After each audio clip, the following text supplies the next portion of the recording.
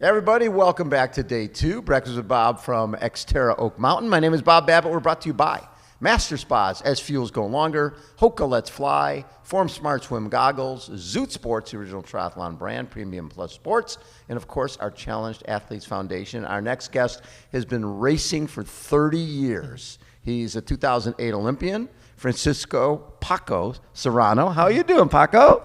How are you doing, Bob? Really good. Really happy to be here. It's great to finally meet you. I think you might be the only Olympian in our field. Yeah, well, maybe. Maybe some other guy From in other some other sport. Yes. Yeah, but So- triathlete-wise. Now, did you grow up in Monterey? Yeah. I grew up in Monterey. I've lived pretty much my whole life in there. And what sports did you start with?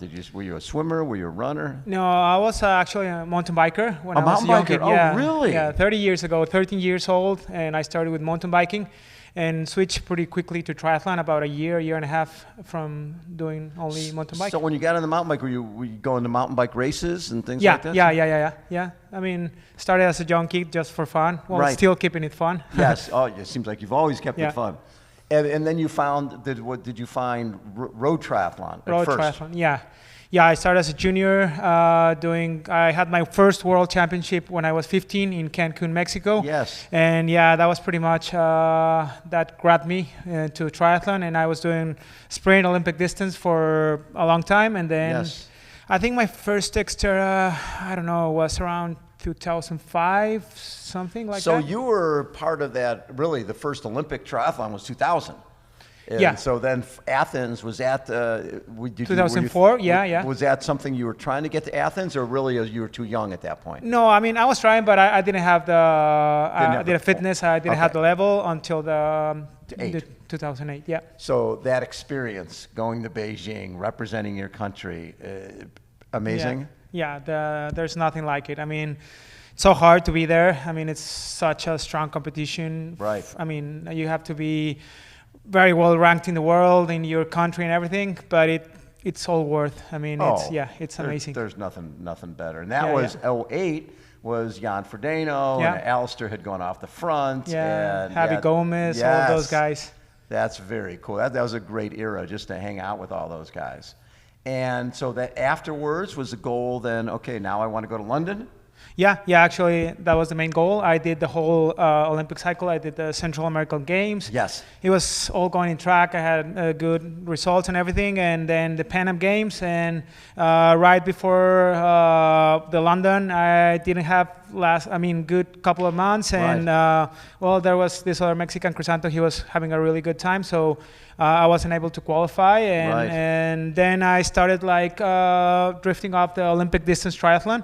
I started doing more 70.3s, Yes. a little bit more XTERRAs. I started training people, so still in the triathlon, but in another Going in kind of way. different directions. Yeah. And did you have the same type of success in 70.3 racing, or did you feel that you might have more success off-road?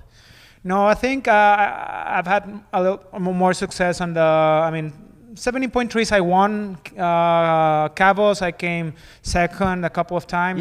Yeah, I've done several podiums in Mexico and in the US. But the field is so strong right now, so my focus, even though it's strong, I really like more XTERRA. I've done more racings. I mean, we used to have one in Mexico for quite a while, and for the last couple of years, so we have to travel. You have to travel. Yeah. It's funny. It's not easy. Talking to the New Zealand and the Australian athletes, it's the same type of thing. Yeah. There's really, even though there's some racing they have there, one race, but one race in a year. But if you want to make a living, you've got to come to the U.S., you've got to go to Europe, and it's expensive. It's not like you can leave. You're not going to leave for the weekend. Yeah. You're going to come and stay for a period of time. So when you do something like this World Cup Series, will you be traveling around to a lot of different races? Yeah, well, this new World Cup Series was amazing for all of us athletes, having the chance to race. Europe and all around the world. I really wanted to do it, but as the year started, it was hard, as you said. Money-wise, traveling Taiwan, Europe, too many times. Traveling Europe once a year, I think I can pull it off, but not to go back and forth. Yeah, so I knew I wasn't gonna miss Alabama. This is close enough from home. So you like this course? Yeah, I've only raced once here, and it's been going on for a while. But the year I did it was like 6 years ago. Yes. It was nice. So I knew I wasn't going to miss it. And after this, there's a couple of races in Europe. There's Worlds. I want to be there. So you want to be in Italy for Worlds? Yeah, I was there last year, and I want to go back. Yeah. So then 2011, you're Pan Am. So you've been to Pan Am Games, been to the Olympics. You really haven't missed much, man. You've done a lot of different stuff. What was your first XTERRA? Well, XTERRA was, I think, Richmond. I think 2005. Yeah, yes. It's. And you knew right away. Okay. This is. I mean, I started as a mountain biker, and so we don't have. And whenever I've heard of these races for quite a while, from XTERRA, from Worlds, from everything, but I was too much into the Olympic distance racing, and the federation made us do like the races and the training and everything focused on. So when I had the chance, I didn't know anyone, so I just traveled by myself, and I found a great family. I mean, XTERRA is just it's really special. Yeah, isn't it? it's just so warming, from everyone, from the top pro athletes, from all the race organizers. Right. Yeah, I mean, I did the whole series. They used to have a series in the U.S. Yes. I did Richmond, Keystone, Milwaukee. I did Worlds, and then the races in Ogden, and all these different races. That's amazing. It's really fun. So, did you race up at the Flume Trail up in Tahoe? Yeah, in Tahoe. Oh, that's so beautiful. Yeah, that's amazing. So when I look at your world tri numbers, 84 starts, 20 podiums, 10 wins. That's a career right there. Then you start this, and you've had basically 2 careers as a professional athlete. Not many people get that opportunity to do that. That's pretty cool. Yeah, I mean, I've really enjoyed this racing. I've pulled a little extra years from what people expected. I just turned 43. 43. You and Josiah, right? Yeah, Josiah as well. Yes. So I don't know. I'm just still enjoying it. I'm still racing there. Yes. I mean, if I was getting my ass kicked every time, I think maybe it will be time to call it a day. But still, I feel I can be on the mix. So why not? Yeah, why not? So you're coaching athletes as well? Yeah. I'm coaching since 2013, so it's been a while. Yeah, what's great about when you're competing at your level as you age and you're coaching, your athletes are like, okay, this guy's still kicking my butt, and he's 43 years old, and he's my coach.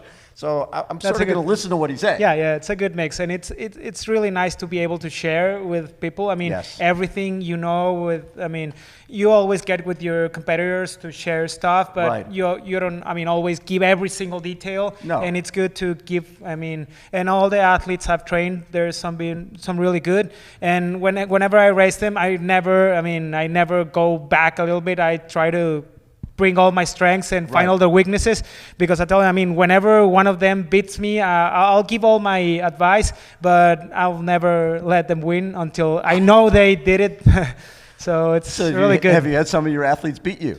Yeah, sometimes, yeah. In some triathlon, some discipline. Sometimes on the swim, sometimes, overall, yeah, still I've raced, and it feels good. Because you put some part of it. Right, you were part of it. Yeah. Probably the first time it happened, you weren't that happy. Yeah. It still feels good. Yeah. So, but the fact that you're coaching, a lot of times this sport can be very selfish. You go out, you ride on your own, you swim on your own, you run on your own. But the fact that you're coaching other athletes and you're investing in them and they're believing in you, I bet you that it keeps you racing, because you see their success. Their success is your success. When you see them, they had a fear of the mountain bike. They were worried about getting through the triathlon because they were scared of the water. And you see them have success, that has to make you feel like that's exactly why I'm here. Yeah. It's a great feeling, and I'm really lucky to be able to do what I love. Still be in the mix. Yeah, you're still there. You're still doing what you want to do, and so when I look at I look at all the different races that you've done, is there one course that you like better than others? Is there one race that you look at as possibly the best race you've ever had? Well, in terms of results of races, one race, I think the best race is when I won the ITU Cross Triathlon Worlds in Canada. Yes. That's one of those races that everything just goes perfect from preparation to the pre-race to the race itself. I mean, no mistakes, no, everything just flows perfectly, and you have one of those days. I was able to catch Ruben Ruzafa on the last few hundred meters of the run, so it was an amazing race, an amazing feeling. That's so I really cool. used to, I mean, course-wise, my best venue was Maui. I mean, I love that trip. It was my worst statistically result. Every year something happened. Broken wrist, flats. I mean, everything. I got ill, but even though I was there like 12 years, it was. I love the island. Love it. Yeah. And so that was in Penticton. In Penticton. 2017. Yeah. 2017 when you went there. I think I was up there that year. I think I was doing the show because they did a full Ironman there as well. Yeah, they did the multi-sport. Yeah, they did the challenge. The challenge the challenge. Yep. Yeah, that was pretty fun. And then. Yeah, ITU Cross Tri Worlds in 2018, you get 6th there. Yeah. And, at Worlds, you got, 9th in 2021, right? XTERRA Worlds? XTERRA Worlds, yeah. I got 9th in top 10. Nothing wrong with that. Yeah, that's really good. You're 2020, we're talking you're 40 years old. Yeah, 41. 41 years old, getting top 10 is pretty impressive. Yeah.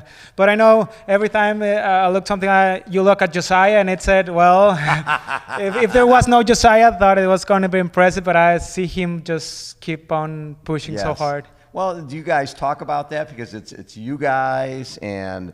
There's who else have we talked to today? Oh, Brandon's 41. Yeah, right? Brandon. He's 41 years old. So you guys are sort of the senior citizens of this of the pro field, and then you've got Josiah's son's 19. Yeah, it's great to be. I mean, it must be a great feeling for him to be racing with the son. Yes, I had a chance to race with some of the sons from my fellow athletes who we were racing together in the 2008 Olympics and everything, and it's a funny feeling. Yeah, it's nice. It's very cool. How long do you want to keep racing?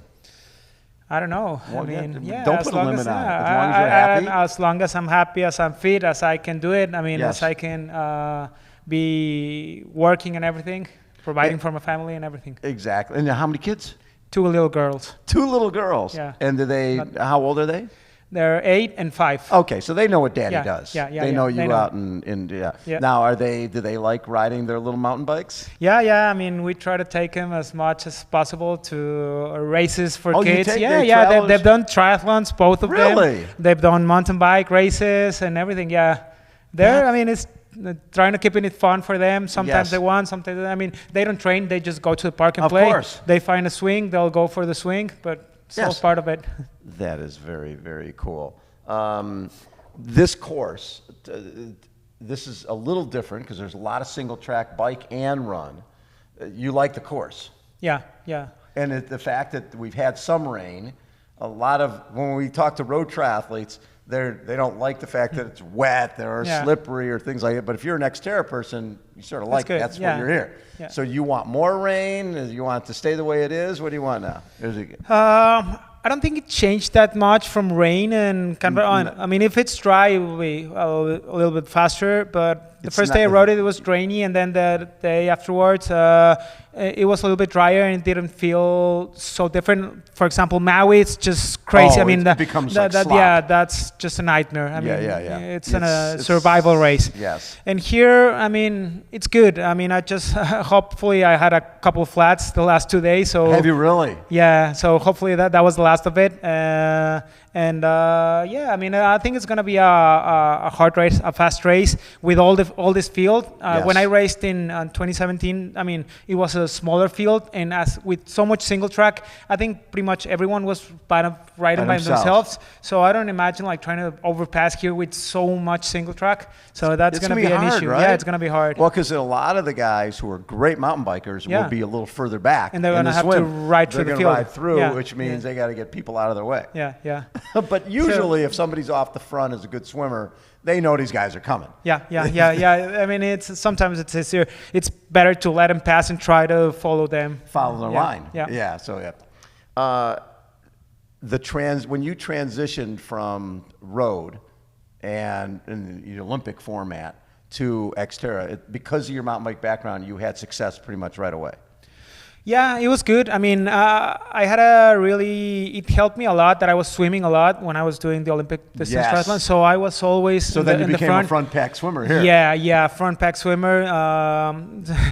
Sadly, I mean, by the years, swimming is not my best sport. So I've stopped swimming pretty much, and I started struggling a little bit more and going back to the other parts. But it was good. It was easy because I was riding up there, and I mean, I had the skills. Maybe sometimes I had a good bike, but I wasn't the strongest cyclist, but I had some good runs. So I'm more of a level triathlete. I mean, I'm sometimes not able to put like a super split on one of the disciplines, but usually I can be on the top on most of them. How have you had to adapt to being older, right? In terms of sometimes as we age, you can't do as much high intensity training, or you need more time off in between in terms of the hard workouts. Have you had to change the way you train as you've aged? Yeah, I mean, I think more than the age, it has been the time that I have available for training. Because you got 2 little girls, yes. I have 2 little girls. I have a bike shop. I have people training, so I'm not able to put. I wouldn't say half, but the amount of training I used to do and the amount of rest I used to. As a professional athlete, like train, eat, sleep, train, eat, sleep. I mean, that was the big cycle, and right now it's a lot more crazier. I remember years ago, there was a duathlete named Kenny Souza, who was like one of the best duathletes around, right? And his coach, and Kenny was winning everything. And the following year, he wasn't. He was getting beat. And I asked his coach, this guy, David Martin, said, what's going on? He goes, well, Bob, there's an energy pie. Imagine a pizza. And the pieces of the pie for Kenny used to be training, racing, recovery, sleep, eat. Now it's, he's got a wife, he's got a child, he's got a house. The pie doesn't get bigger, the slices get skinnier. Your slices are skinnier, right? Yeah. So that's when you get, I mean, all the years you have been training, all the experience, that's when it, comes and pushes you. I love it. Paco, such a pleasure to get to chat with you. I appreciate your time. Have a great one. And do you like the short track too? Yeah, I used to love those kind of racing. Haven't done much training of those, but I did my first short track in Worlds. Yeah, and it went better than the full distance. So I don't know. Let's see what happens here. Yeah, it'll be fun. I mean, that was one of my. I really enjoyed those kind of racing when I was doing the short course. So let's see how it goes. Let's see how it goes. I love it. Our Olympian, Paco. Thank you. Thank you so much for your time. Bob. Again, we are at day 2. XTERRA Oak Mountain. Thanks everybody for tuning in. See you in a little bit. Bye.